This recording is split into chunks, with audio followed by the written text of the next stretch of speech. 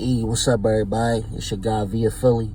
You know what I mean? It's aggressive intelligence. It's 3 in the morning. I just came out here to catch some air, and I figured I'd do this drop that I've been holding on to for a while. And I was just in the crib watching the Joe Budden podcast, where Kevin Samuels came through and did a feature. And, it inspired the drop.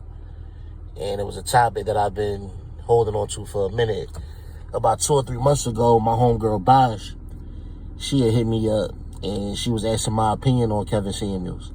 And what I thought, because a couple months ago, his name it's still on fire, but, with all the controversy and the detractors and everybody trying to come for him, it just had his name on super fire. And part of why I didn't do the drop then was because I didn't want to fall in the cracks of, everybody at that time using his name for publicity and, to get plays and streams and all those things. So I just, I decided to hold on to my thoughts on it. But, I responded to my homegirl and I was just telling her, not saying that none of us got this whole game figured out, obviously, but when you just really base it on facts, and her opinion was, she was talking to different people about it, and they were all against him, like saying he was wrong, and who was he to... Everybody tried to say he bashed black women, and, she was like, I just needed to talk to somebody who I know think out the box like I do, and just get your opinion on it, you know what I'm saying? Because everybody she was running into, they all had the same thoughts on it. So I just kept it a bean with her, and I just told her how I really felt, and I didn't know how... She didn't tell me where she was coming from at first. She just asked me my opinion, and I gave it to her, and then we went from there with the conversation. But I had told her I love Kevin Samuels because he coming from an older OG perspective, somebody who has seen a lot, put in a lot of work and got life experience to speak on as well, and a person that speaks to other men, women too, but specifically men, and he hear how they feel, and he coaching them, or the image consultant thing he does, he interacts with a lot of different people, and there's people that got life experiences because they're working people who established and built themselves up to something. So that's a journey, that's a progress. So I was just telling her, like, I love where he coming from because he's saying what a lot of those men can't say, especially like when you hold certain professional positions in certain companies and things, you could be canceled easy. So a lot of those guys, he's talking for them, you know what I'm saying? And he speaks for all of us, like whether we on to come up, whether we rich already, or whether we headed there, or whether we close, you know what I'm saying? He speaks for all men, and blue collar, white collar. But I love what he doing because he vocalizing things that need to be said. And anytime that you do that, you're going to be attacked because it's more people that don't want you to speak on it than people who rooting for you and who actually feel that way. You know what I'm saying? So it's a numbers game as well. There's more men than women.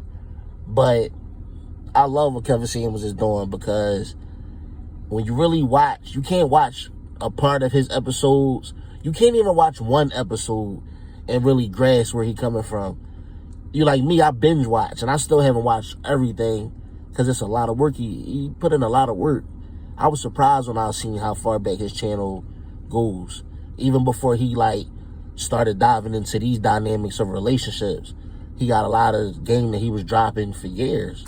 And a lot of people don't know that. They just see whatever video was new and is popping, and they judge him off of that. But even if you did, like I said, you can't judge.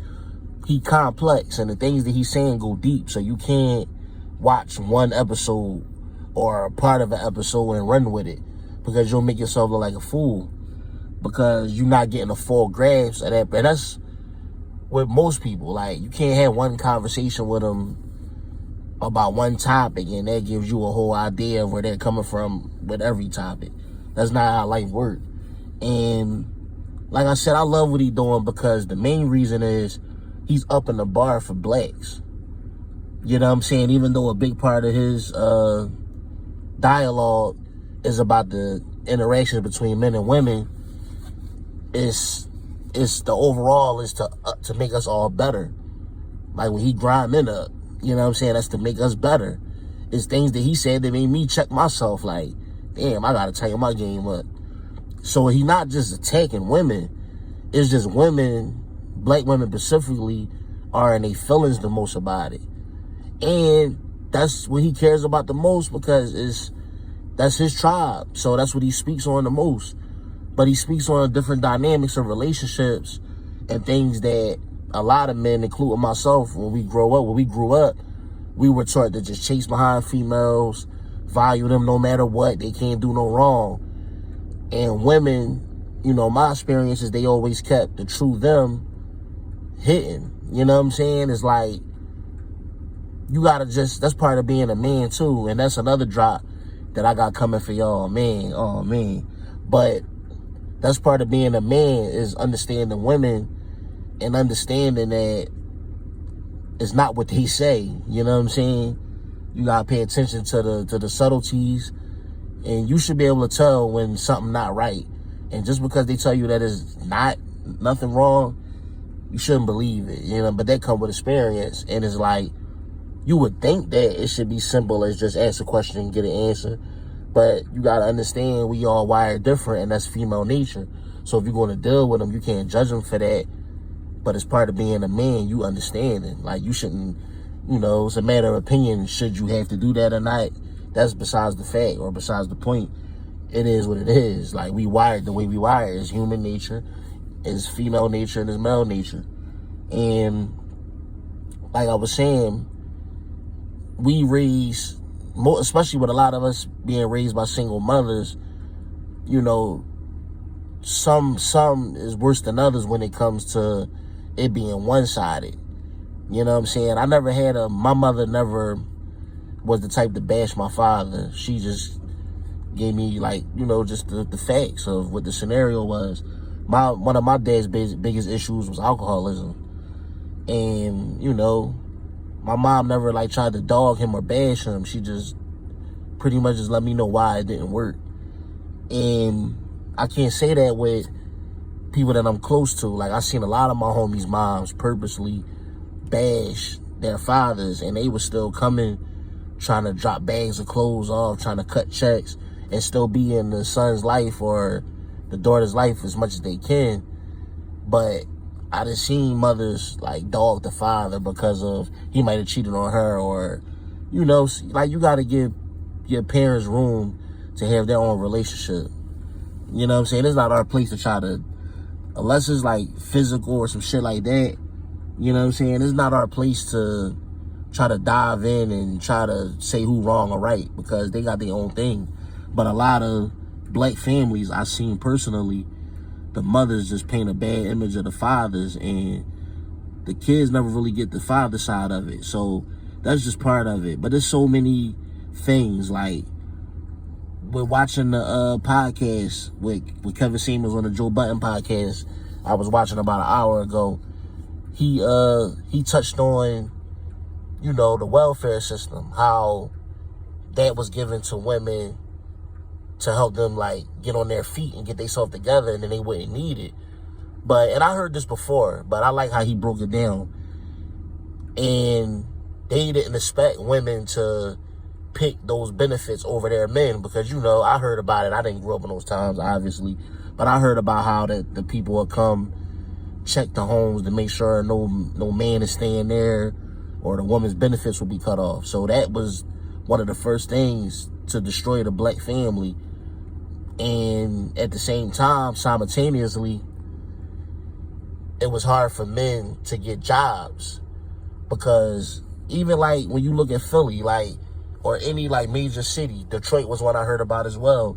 Like, when you look at a lot of these empty buildings and factories and things, they not just empty and just was, you know, they used to be people's jobs, people's livelihood.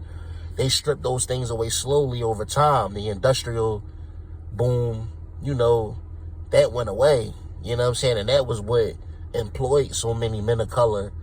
And when you snatch that away, it really wasn't jobs around like that.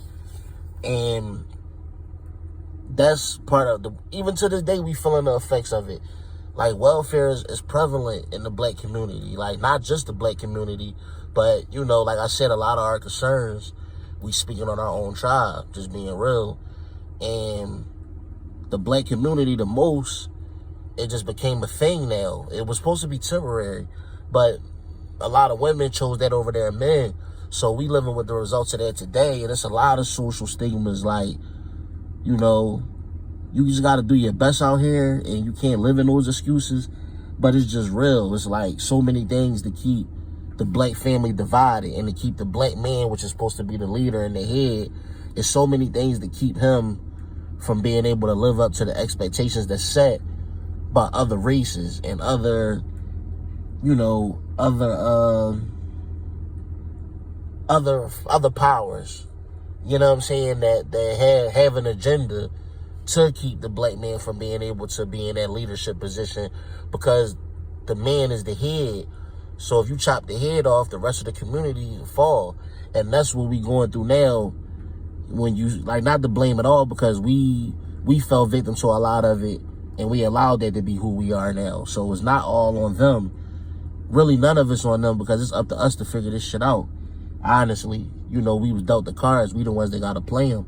And none of us is perfect, but we have to put more effort as men as well. And women also have to break out of that mentality, that materialism. Like, of course you should want something. You only live once. Nobody's telling you that you shouldn't have things and be able to do things that you want to do in life. But at the same time, live for you and stop fucking worrying about what everybody else is doing, what everybody else got. I swear, man, I love Instagram and all that, because if you got anything going on, it's one of the best tools you can use for promotion. But it's a gift and a curse, because it's so much influence. And women by nature are followers. They follow the herd. They follow what's popular. So that's how it's so easy to sway what's going on, because it's like they jump on Instagram and everything is intentional. Like, everything that you see, ads, everything is like meant, it serves a purpose. And it's not, man, it's crazy because there's so many things to say. I'm trying not to go too many ways at once, but it's like that influence, you got to let go of that and tap into yourself and learn to be content with yourself and things that make you genuinely happy. Not because if I get this, I'll be looked at a certain way by others. That's not happiness. Like, get to yourself and really ask yourself, what truly makes me happy? Outside of anything material or anybody else opinion or what they think, what makes me happy? And that's what you should live off, because I guarantee those things wouldn't be the same. You know what I'm saying? Is what we represent on the day-to-day as a culture, as a race. It's like, this shit is bad out here for real. Like, so I love what Kevin Samuels is doing, because he up in the bar for black men and black women. And what I tell my female friends who don't really understand where he's coming from is he's not speaking. Now, the self-improvement for men and women, that applies to everybody. That should be something that you want to do for yourself. But when you talk about the dynamics of relationships and women wanting a guy who doesn't make anything less than $100,000, it's not realistic. It is like when you watch his show and the women call in and he start breaking it down and unraveling the layers, it's like they all end up sitting there looking stuck the same way, or they get mad and try to yell or just be delusional. Like, but when you really think about it, do the numbers. Like, he break down the statistics. How many men make that amount? How much would it cost in the city you live in for you to be a stay-at-home wife? He asked some real questions, like it's real shit. Like, even when he get down to what's your height, weight, dress size, it's like he didn't ask that until he asked you what would you want the man that you with to make, and you say some shit like 100 grand plus, or I would be settling or whatever. And most of those women not even making 100 grand. They're not even making 60 or 70. But in their mind, they deserve, or they feel like they should have a man that's making 6 figures plus. So that's what makes him start breaking this shit down. And it's like, in the end, it's like, they never did the numbers or the math on none of this. And it's really unrealistic. And that's what his point is. And they hate when he say, die, get a dog and die alone. It's real rap because it's like you expecting something out of your reach. And then you playing the weight game. And instead of that, them years that you could have been building with a man, you was sitting waiting for the perfect man to come along. And you wasting so much time in your youth, your fertility, so many things. Like, even just all the dating and the trauma that come with that. It's tarnishing you for when you do come across a man of substance and y'all click. It's like, it might be something missing just on the strength that it's like you seen too much. Like, you know what I'm saying? It's like, if you meet somebody in your early 20s and y'all start building and y'all catch a vibe and y'all get together and start building a life together, y'all got time to learn each other and grow together. But if you like trying to wait it out until you turn 30, 35, and like that's one of the things he speaks on. Women think their volume went up because their career got better, they make more money. But that's not the things that real men value in a woman. Like, that's not what we really looking for. So it's like, when you, like, another point he made, how often do a man ask a female, what does she cheat? He asks eventually. But when you first start talking to a female, we don't ask what you do for a living or how much you make or what degrees you got. That's not what really attracting us to you. It's going to come up in the conversation, of course, but that's not primarily what the focus is. But a lot of women think that they up their stock in certain areas that it applies to relationships. No, what you upping your stock in is business and career. And no knock to you, but it's like, that's not what men looking for. You know what I'm saying? It's like, but times change so much that I don't even knock females for not understanding that. But it does get to a point where it's like, you're responsible to educate yourself and to want to know more. So it's like, and that's for all of us, not just females. So it gets to a point where it's like, that just can't be enough to get a pass no more. It's like, the things that y'all think up y'all value, it really doesn't fucking matter to real men. And that's a big point that he tries to get across, like, in his content. And a lot of people, they feel some type of way, but it's like, he didn't ask those questions about height, weight, and dress size until you say how much a man, or you would say that you won't settle, or you will feel like you settling if the man made under a certain amount. And then when we start breaking the statistics down, it's like, maybe you asking for too much, or he just being real, and it's like, yo, what's your chances? Like, it's like he always say, I'm not knocking you for what you want, but can you get it? And that's real shit. Like, but like I said, man, I love what Kevin Samuels is doing. When I watched the Joe Budden podcast, he even touched on just like blacks meeting black media ran by black men. And he got into when he was doing sales and marketing, and he was one of the top 2 salesmen in the country, and he had a high success rate. He put his own team together, and there was people of other races that asked him, you know, like, I love what you're doing, but, you know, why is it that you only hire, like, black people? And he came back and asked them, why is it that you only hire white people? You see what I'm saying? So it's like, it's bigger than him, and it's bigger than just relationships. What he's doing is trying to up the bar for black people, so how can you hate that? You see what I'm saying? But a lot of people, they choose to try to attack what he's doing because they in their feelings. You know what I'm saying? And it's just real shit, man. It's like, I ain't gonna stretch this drop out too much, but it's real. You know what I'm saying? With the stuff that he talks about is things that nobody ever really touched on publicly, especially with such a growing platform and so many people tapped in. So it's touching on, and just a lot of information is just starting to be more common now with different channels and people, you know, taking advantage of these platforms to share information and just try to change and rearrange what's going on out here, because it's bad. It's like, everybody go through their struggles, but man, black people, we always last. Like, and it's like, when is it gonna come to the point where we choose to just move different? The information is out here. If you want to choose to still be blind because it's easier to just go along with what we've been doing, then that's on you. But don't knock nobody that's out here trying to up the bar. You know what I'm saying? And that's really what it's about. And like I said, there's a million things I could say. Like, one of my favorite Kevin Samuels episodes, I believe it's titled Mother of Two Still Thinks She's the Prize.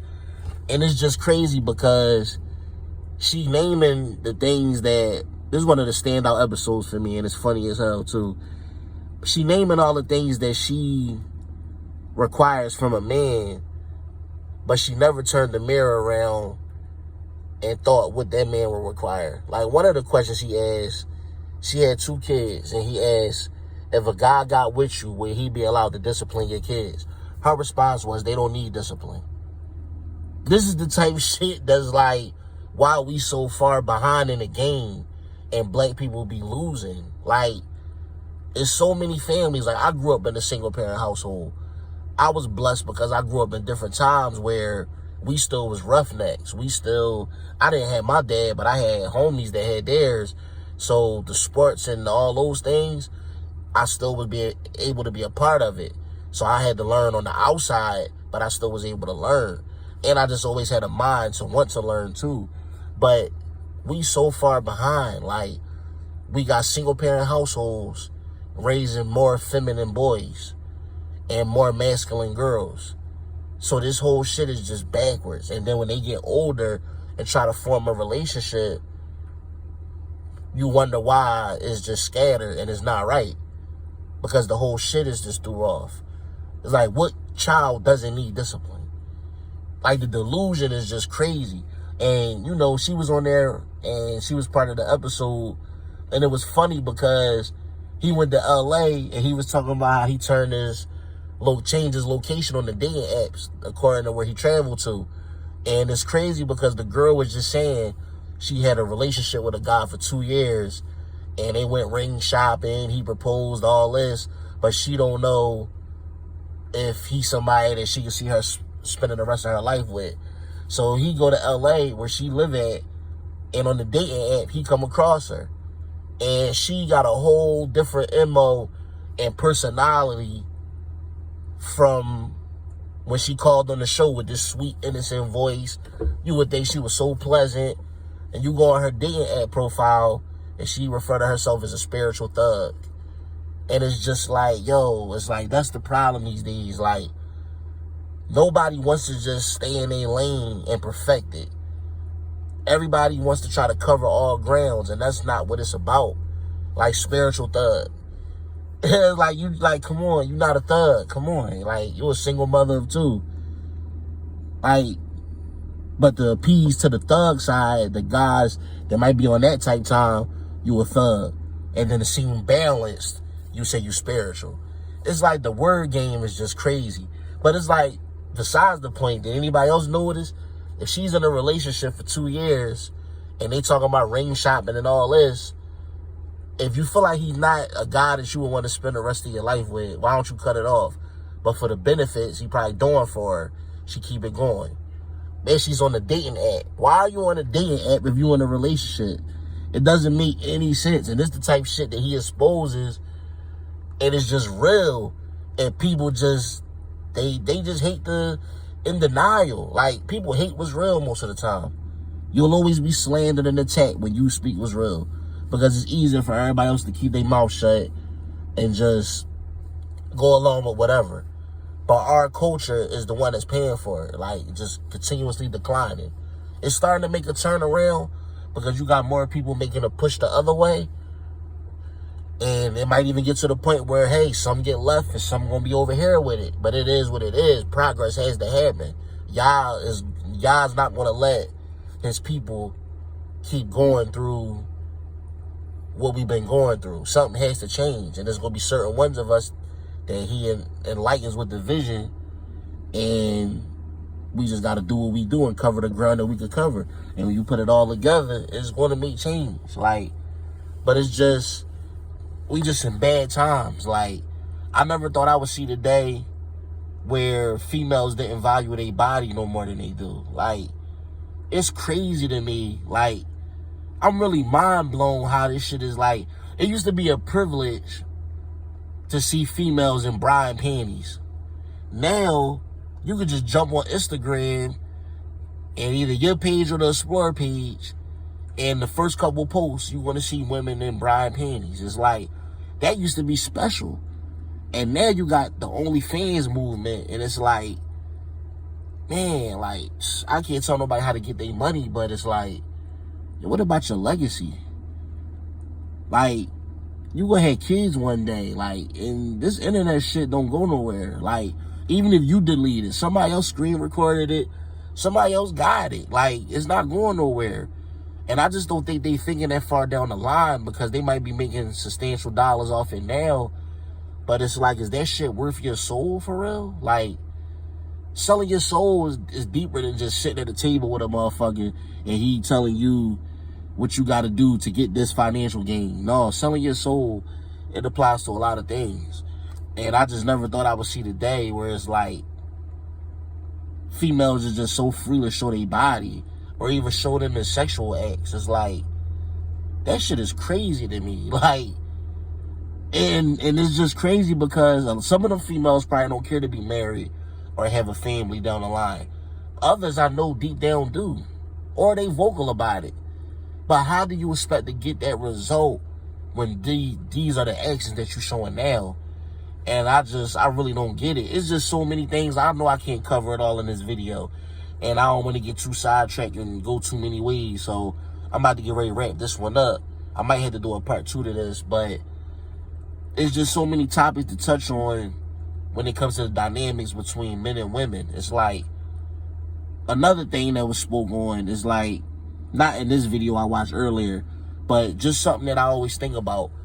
When they come to like black men and women, it's always an issue when it comes to submission, like, or just being cooperative. Like, but the crazy part is you'll go to, see, I also understand on the deeper level, we supposed to be working on farms. We supposed to be living off the land. We not supposed to be working for these companies and corporations. But I know we in different times. Like, it's so modernized now, and just the influence to go against anything structure that God had for us, is like the world is set up to do the opposite.